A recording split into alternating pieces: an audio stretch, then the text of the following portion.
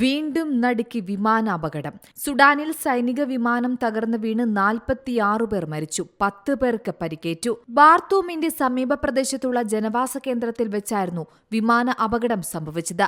മരിച്ചവരിൽ സീനിയർ സൈനിക കമാൻഡർമാരും ഉൾപ്പെടുന്നുവെന്നാണ് റിപ്പോർട്ടുകൾ പറയുന്നത്. അപകടത്തിൽ സൈനികർക്ക് പുറമെ സാധാരണക്കാരും കൊല്ലപ്പെട്ടിട്ടുണ്ടെന്നും റിപ്പോർട്ടുകൾ പറയുന്നു. ഉന്നത സൈനിക ഉദ്യോഗസ്ഥരടക്കമുള്ളവരാണ് വിമാനാപകടത്തിൽ കൊല്ലപ്പെട്ടത്. മേജർ ജനറൽ ബഹർ അഹമ്മദ് അപകടത്തിൽ കൊല്ലപ്പെട്ടതായി സ്ഥിരീകരിച്ചിട്ടുണ്ട്. വിമാനം തകർന്നത് സാങ്കേതിക തകരാർ മൂലമെന്നാണ് പ്രാഥമിക നിഗമനം. ഇത് സുഡാനിലെ സൈനിക വൃത്തങ്ങൾ നൽകുന്ന സൂചനകളാണ്. ചൊവ്വാഴ്ച രാത്രിയാണ് അപകടമുണ്ടായത്. അതേസമയം 2023 ഏപ്രിൽ മുതൽ സൈന്യവും പാരാമിലിറ്ററിയും തമ്മിൽ അധികാരത്തിന് വേണ്ടി പരസ്പരം പോരടിക്കുന്ന രാജ്യമാണ് സുഡാൻ. അതിനാൽ തന്നെ വിമാനം തകർന്നതിന് ഇതുമായി ബന്ധമുണ്ടോ എന്നതടക്കമുള്ള കാര്യങ്ങൾ അന്വേഷിച്ചു വരികയാണ് മുതിർന്ന ഉദ്യോഗസ്ഥർ. International desk, Zee Malayalam news. ഏറ്റവും പുതിയ വാർത്തകളും വിശേഷങ്ങളും വിരൽ തുമ്പിലറിയാൻ സീ മലയാളം ന്യൂസ് എല്ലാ ഡിജിറ്റൽ പ്ലാറ്റ്ഫോമുകളിലും ലഭ്യം.